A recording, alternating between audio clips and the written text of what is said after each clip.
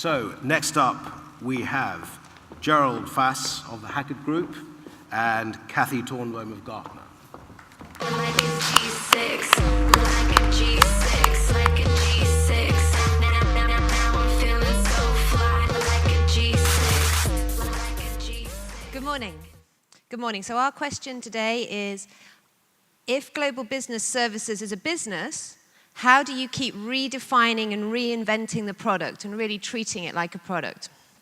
So to start off with, let's just define up front what we mean by global business services.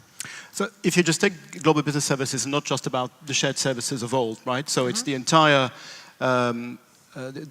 organization, which would be made up of the classic shared services, the centers of excellence, some of the corporate centers, and what is retained in the business.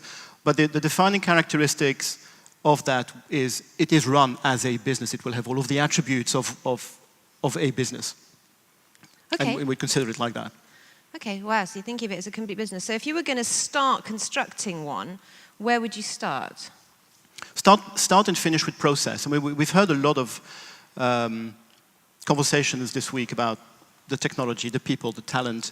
And I haven't heard that much about, well, actually what we are selling, quote unquote, what we are buying is the outcome. We are selling the process in itself. And I've seen many companies institutionalize or automate processes which are sub-optimized, which doesn't work. And then they wonder, hey, what's going on here? So ultimately, it starts and it finishes with that. So which process would you start with? Well, if you were looking at, if your organization was a complete mess, you hadn't really put anything into shared service centers yet, or used BPO, or you've got pockets of it, where would you start to try and get this consolidated multi-function? Historically, all of the transaction type processes or transactionalized processes have been great candidates for this. We're now at the wave where we are seeing what we call the knowledge-centric, the higher order type processes. We're seeing companies set up centers of excellence for reporting. We are seeing sourcing organizations set themselves up. But you'd have to be quite sophisticated to start there. You have to have the foundation right.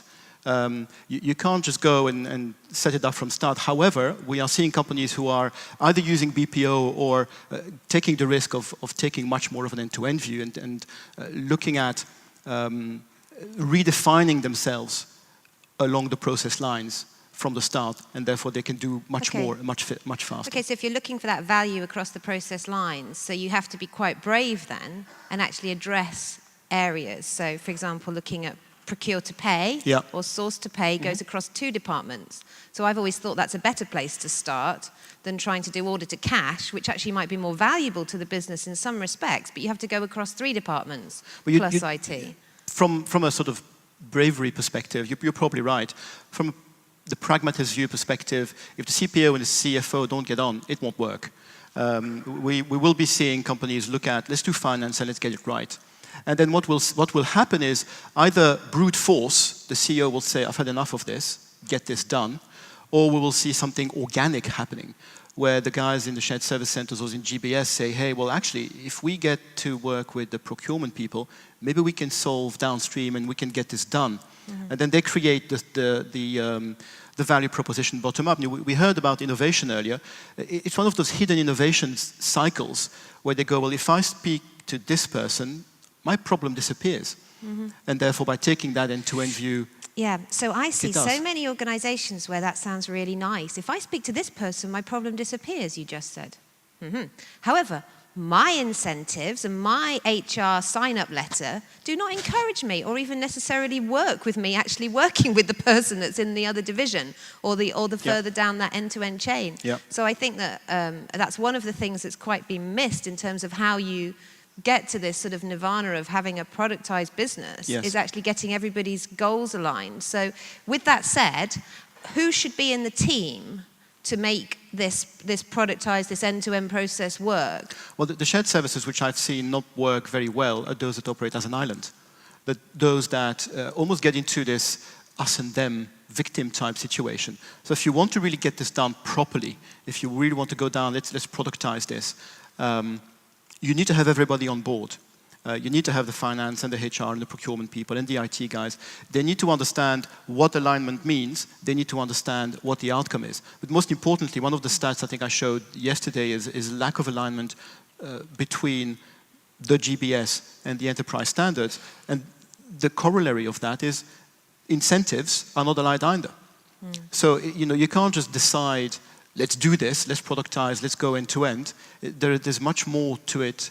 And getting the alignment on the enterprise strategy, getting the alignment on the incentives is part and parcel of that. So I would suggest that that's more important than worrying about how it's delivered and who's actually delivering it, is actually getting that alignment. It's a prerequisite. It is a prerequisite. And it's not just saying your part of your bonus is 10%. It's making sure that the people at the top, we talked about at the top table, ask and force GBS to continuously be relevant in a way that is meaningful, not just a cost saving, not just a faster, cheaper, better. So let's say you've got to get all these people involved and you've got to make your plan, and then you've got to kind of like get all this thinking about how you might do it. How long do you think shared service centres take to set up? How long's a piece of string? If you're going to do it properly, how long should you give yourself in that run-up? 3 months, 6 months, a year? For all that planning and I've seen alignment? transitions in captives done in 6 months from a standing start. I've seen some of them done in 3 months, right? Assuming you have something. I've seen BPOs accelerate some of these things. So it will be a factor of things like your recruiting engine. It will be a factor of the complexity of the process. What we are finding is that the transactional part of it will be faster. The knowledge-centric, which is based on a completely different type value proposition, is likely to take longer. And the secret sauces is all about, can you transactionalize part of that knowledge-centric stuff to make it go faster?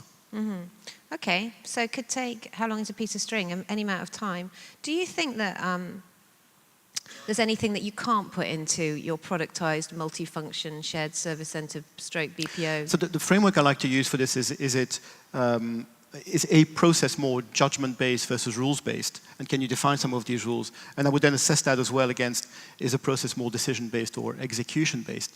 And then you can then decide what proportion of that can go in. Clearly, those processes that require an enormous amount of local knowledge in terms of product intimacy, customer intimacy, will not go. What I have found as well is that over time, I was with a client many years ago, and they had some extremely large, complex customers, and we were doing some of the cash application and collection and all of the cash type stuff for them. And they said, these particular clients, I don't want you to touch. We will carry on delivering the service locally. Lo and behold, after a year, when everything else was stabilized, they knocked on the door and said, I trust you now. Let's discuss how you can take this over. Right. So it's not just about, it's never very static. And the really good ones are able to convince that they are taking this over. Okay. I mean, I wonder at this stage, in a very strange evolution in BPO and shared service centres, where the world isn't mature enough yet to just say, oh yeah, I trust you from day one. With thinking about that, because maybe in 20 years' time it'll be completely different, and these standardized services will be very easy just to use, as like the same way that you would use marketing or advertising agencies. So sort of agencies that are doing accounts payable, like we have agencies that do payroll now, right? Do you think that a company today that still hasn't really done very much at all, or has done little bits, or has quite an old-fashioned model of shared service centres, do you think they could leapfrog some of these stages in terms of your model that you showed yesterday of reducing costs, reducing complexity, and getting to this productized? Is it possible to leapfrog some of those? So again, I think some companies can do this, and some have done using things like BPO. Some of them falter because let's go multifunctional, and then you realize you haven't got the basics right. So you can leapfrog it, and you have opportunities to learn from others. But there's no universal law that will say you can absolutely do this. Some more commodity-based processes possibly, but I wouldn't advise running before you can do the walking. So in summary, probably have to go through some of these stages and get a nice big team involved up front to decide what it is that you want to design before it can become the product that you're looking for. Great. Absolutely. Thank you. Gerald, Cathy, thank you.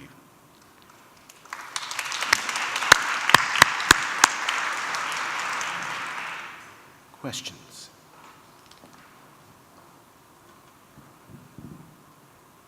Okay. Gerald, you started an idea which I thought was very interesting, which is along the lines that at some point the leadership of the company, the top table, I think is the expression you used, will mandate that the GBS remains relevant, or I guess in our terms, is redefined and reinvented. Now, thinking about some of the challenges that shared services have in getting the attention of the top table, how and why do you think company leaders are going to do this for GBS, or to GBS? Because they've come to the realization that there comes a point when there is not enough connection with the business. So it's become an island very often. And this mandate is more around making sure that the investment that we've made into the GBS organization actually pays off. Typically what I found is we set it up 5 years ago, it's done because of wage arbitrage, and we've done a bit of consolidation, and it's great, and it all works fine. Okay, now what? Tell me what's next? What have you done for me recently? So there is very often a wake-up call at the senior level to say, right, we are going to penetrate new marketplaces, we are going to expand some product lines, we are going to do all sorts of innovative stuff. And then I'm going to rely on my GBS to be my support infrastructure to get that happen. Thank you. Cathy, did you want to add anything to that? No? Thank you. Fine. Well, I'd like to say it was a great question, but I won't. Thank you very much, Cathy and Gerald.